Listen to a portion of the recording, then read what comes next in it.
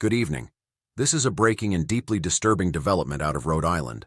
Multiple people were shot inside an ice arena in Pawtucket during what should have been a routine hockey event. Authorities now confirm that 3 people are dead, including the suspected gunman, and several others have been injured. The scene unfolded at the Lynch Arena, sending families scrambling for safety and first responders rushing into chaos. In the next 60 seconds, I'm going to walk you through exactly what's confirmed, what's still unclear, and the one detail most coverage is glossing over that could shape how this investigation unfolds. Stay with me, because once you see how these pieces connect, the entire situation looks very different. According to local reporting from WPRI and national confirmation from ESPN, gunfire erupted in the stands during a hockey event. Law enforcement responded rapidly. Officials have stated the suspect is deceased. At this hour, investigators say there is no ongoing threat to the public. But here's what matters. When violence breaks out inside a packed sports venue, a place filled with families and children, the questions move beyond the initial tragedy. How did this happen? Was this targeted? Was there prior warning? And what security measures were in place? We are going to separate fact from rumor tonight.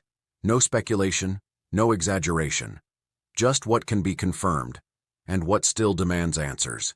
If you value clear reporting without narrative spin, subscribe now so you don't miss critical updates as this investigation develops.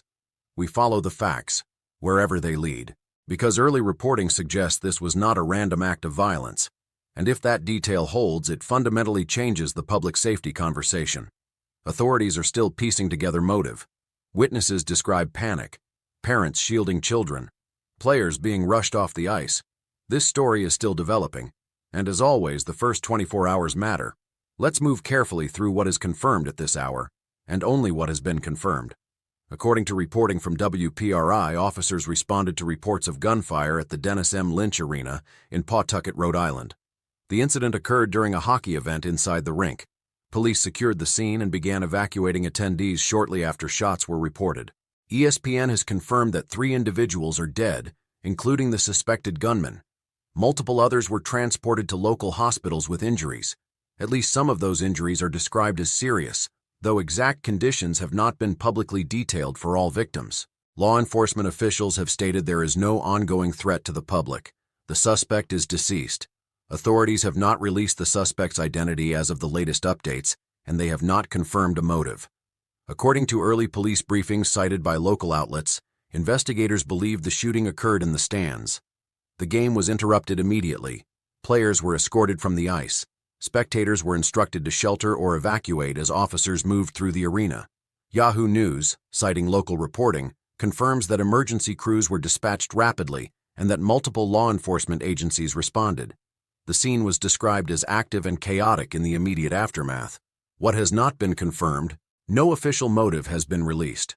No confirmed relationship between the suspect and victims has been formally announced. No official statement yet indicates whether this was random or targeted. No detailed breakdown of the injured victims has been released. Authorities have stated the investigation remains active. Crime scene units were observed processing the arena after the incident. Officials have asked the public for patience as they gather witness statements and review surveillance footage. At this stage, we are relying on confirmed statements from local law enforcement and multiple reputable outlets. We are not reporting social media claims or unverified eyewitness speculation.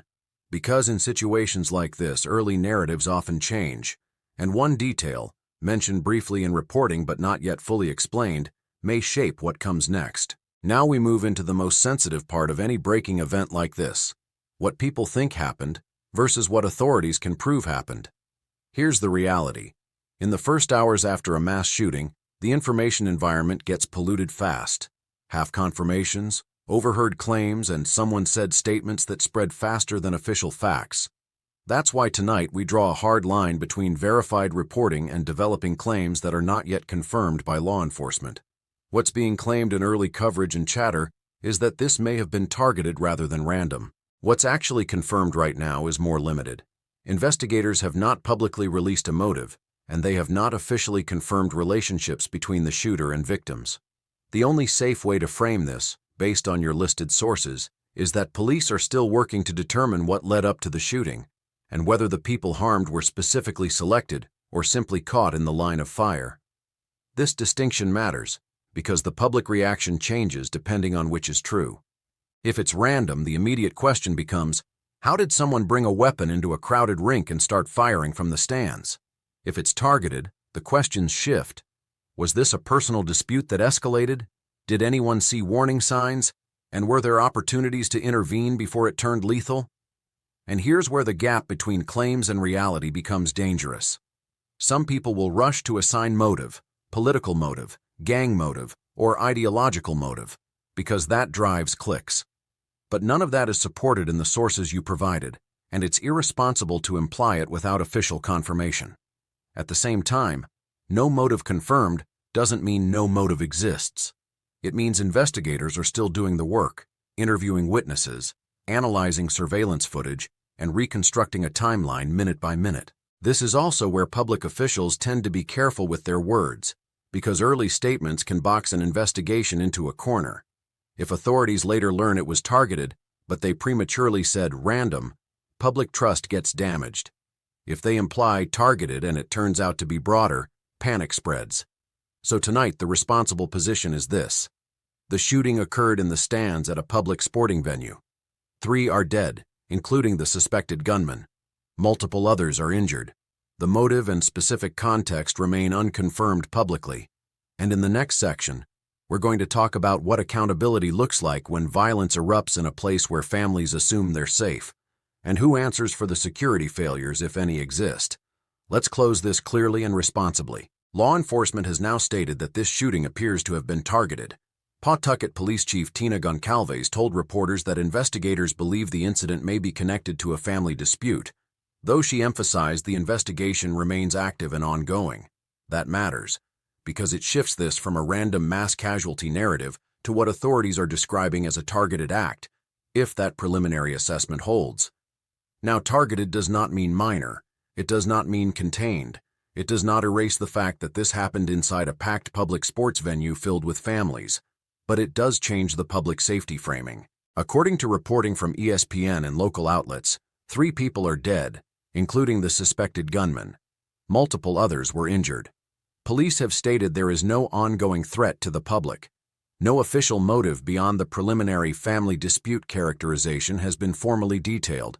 No full timeline has been released outlining the exact sequence of events, including when the first 911 calls came in or precisely how the suspect was neutralized. And as of the latest reporting, the names of the deceased have not yet been publicly released. Here's where accountability enters. If this was indeed tied to a personal dispute, the critical question becomes, how did that dispute escalate into gunfire inside a youth sports arena? Were there warning signs? Were there prior calls? Was this spontaneous, or was there planning involved? Those are investigative questions, not speculation. And the venue itself will face scrutiny, not assumption, not accusation, scrutiny. In a post-incident review, every public venue asks the same questions. What security policies existed? How were they enforced? And what procedures change now? Because when violence reaches a place families consider routine and safe, public trust is shaken. Tonight's confirmed facts are straightforward. Shooting inside Dennis M. Lynch Arena in Pawtucket, Rhode Island. 3 dead, including the suspected gunman. Multiple injured. Police say it appears targeted and may stem from a family dispute. No ongoing public threat. What remains incomplete is the full narrative of how those facts connect. That clarity will come from investigators, not social media, not rumor, not speculation. And we will report confirmed developments when they are officially established. Subscribe for updates. We follow the facts.